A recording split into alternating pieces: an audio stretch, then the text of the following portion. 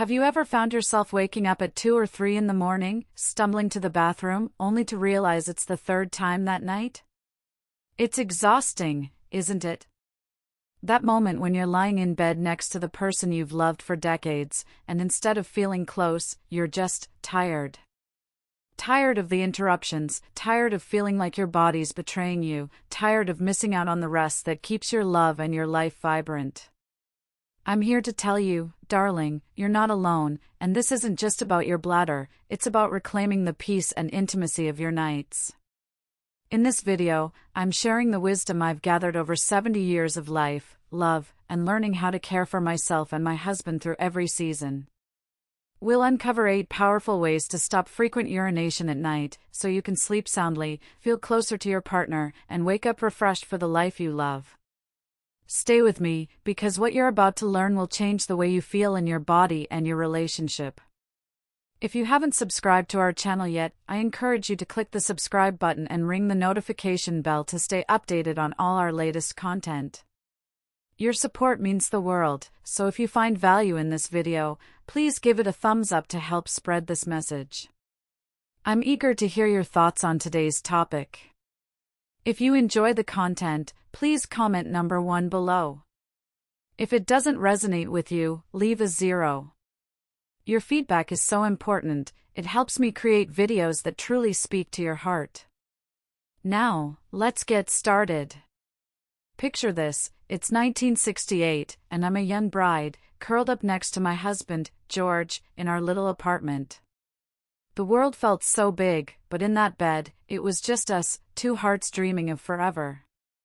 Fast forward 50 years, and we're still side by side, but life has a way of throwing curveballs. A few years ago, I started waking up every night, sometimes 2 or 3 times, to use the bathroom. At first, I brushed it off, getting older, right?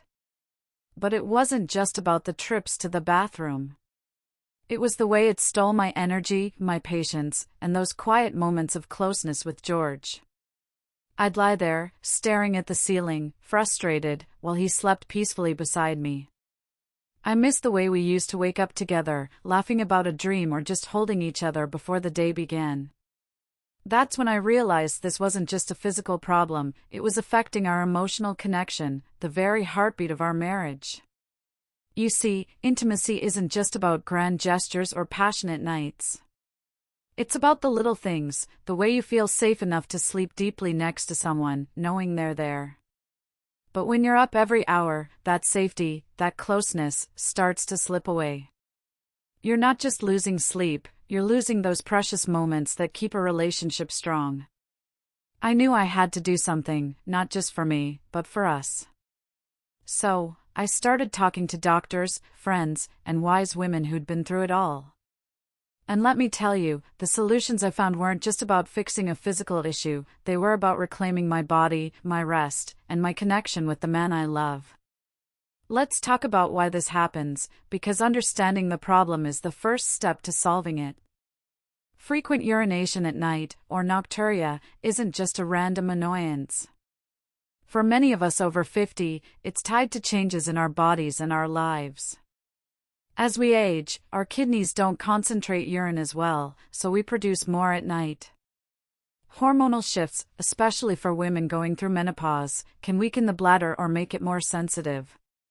Men might deal with prostate issues that press on the bladder.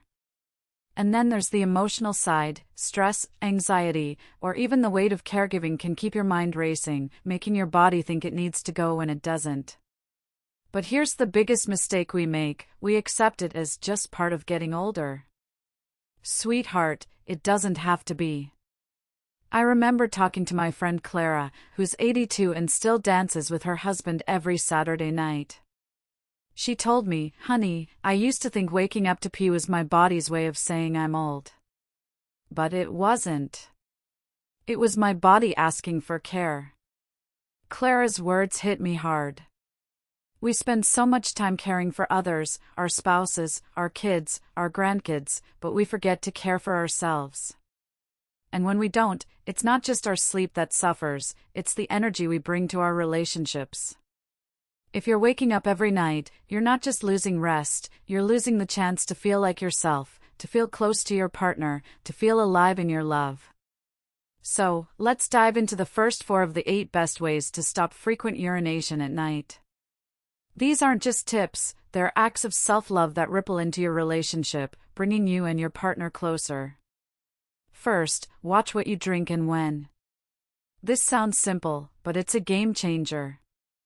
I used to sip tea with George every evening, cozy on the couch, not thinking twice about it. But caffeine and alcohol, even in small amounts, can irritate your bladder and make you produce more urine at night. So, I made a small shift. We switched to herbal tea after 6 p.m., and I made sure to hydrate earlier in the day. By 8 p.m., I'd slow down on liquids. It wasn't about depriving myself, it was about giving my body the rhythm it needed to rest. Try this. Keep a water bottle with you during the day, aim for 6 to 8 glasses, but taper off in the evening. Your bladder will thank you, and so will your sleep. Second, strengthen your pelvic floor. This one's especially for us ladies, but men can benefit too. After menopause, our pelvic muscles weaken, which can make it harder to hold urine. I started doing Kegel exercises, simple squeezes you can do anywhere. Picture this, I'd be washing dishes, thinking about George's laugh, and I'd do 10 Kegels right there. It became my little secret to feeling stronger, not just physically but emotionally. A strong pelvic floor doesn't just help your bladder, it boosts your confidence in your body, and that confidence spills over into how you connect with your partner. To do Kegels, tighten the muscles you'd use to stop peeing, hold for 5 seconds, then release. Do 10 to 15 reps, 3 times a day. It's like a love letter to your body. Third, manage stress before bed. Stress is a silent thief, it keeps your mind and your bladder on edge. I noticed that on nights when I was worrying about our kids or finances, I'd wake up more often. So, I started a bedtime ritual with George. We'd sit together, sometimes just holding hands, and I'd write down my worries in a journal, then let them go. Sometimes, we'd pray or meditate for a few minutes. It wasn't fancy, but it was ours. That quiet moment didn't just calm my mind, it reminded us both that we're in this together. Try this. Before bed, take 5 minutes to breathe deeply or write down what's on your mind. Let your partner in on it if you can, it's a small way to rebuild that emotional bridge. Fourth, check your medications. Some pills, like diuretics for blood pressure, can make you pee more at night. I was on a water pill that my doctor prescribed, not realizing it was part of the problem. When I talked to her, she adjusted the timing. I took it in the morning instead of at night. If you're on meds, don't just assume they're fine.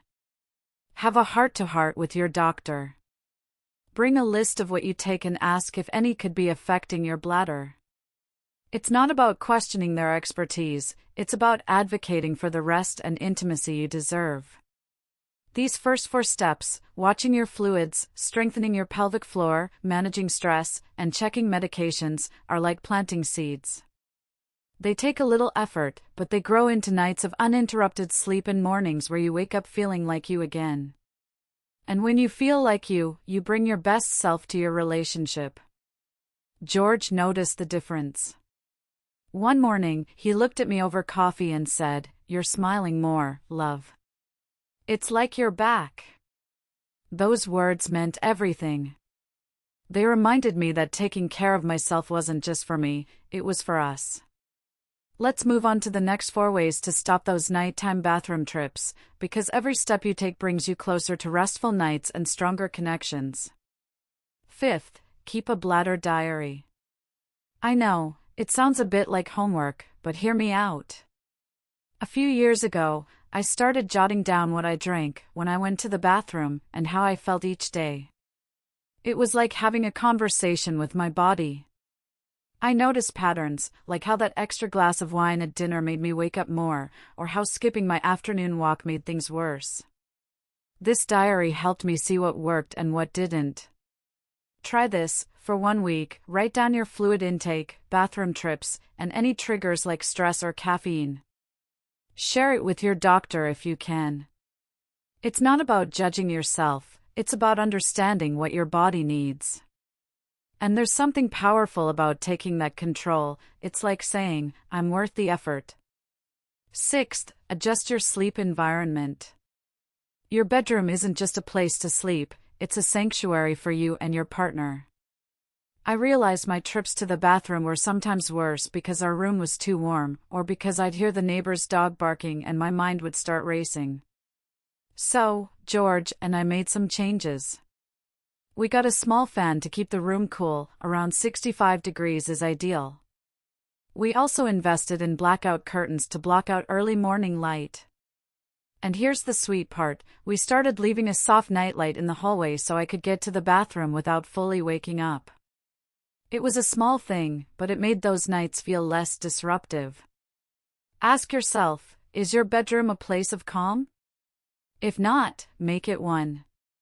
A cooler, darker, quieter room doesn't just help your bladder, it sets the stage for deeper rest and those cozy moments of closeness with your partner. 7th, eat bladder-friendly foods. I used to think food only affected my waistline, but what you eat can make or break your bladder. Things like spicy chili, citrus fruits, or even too much sugar can irritate your bladder and send you running to the bathroom.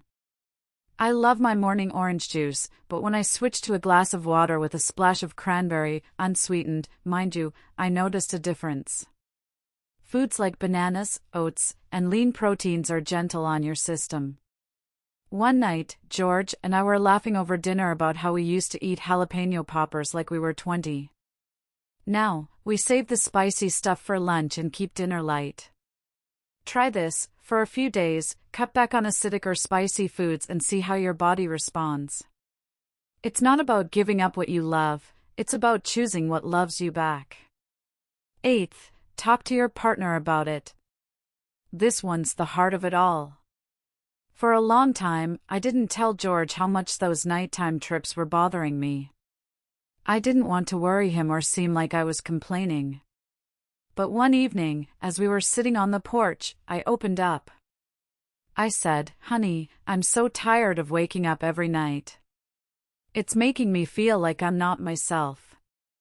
George didn't try to fix it, he just listened, then took my hand and said, "We'll figure this out together." That moment wasn't just about my bladder, it was about us facing life as a team. Talking about it made me feel seen, and it brought us closer. If you're struggling with frequent urination, don't hide it from your partner. Share how it's affecting you, not just physically but emotionally. Maybe they'll join you in cutting back on evening coffee, or remind you to do your Kegels.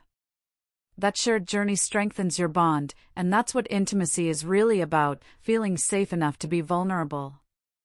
These 8 steps, watching your fluids, strengthening your pelvic floor, managing stress, checking medications, keeping a bladder diary, adjusting your sleep environment, eating bladder-friendly foods, and talking to your partner, are more than just a checklist. They're a way to honor your body and your relationship. When I started making these changes, it wasn't just about sleeping through the night. It was about waking up feeling like I could give my best to George, to our kids, to the life we've built. One morning, as we lay in bed, George pulled me close and whispered, "I love that you're taking care of yourself. It makes me want to do the same." That's when I knew, every small act of self-care is an act of love, not just for you but for the people you hold dear. Let me leave you with this, your nights are sacred. They're where you rest, where you dream, where you reconnect with the person you've chosen to walk through life with. Frequent urination might seem like a small thing, but it's stealing those moments from you.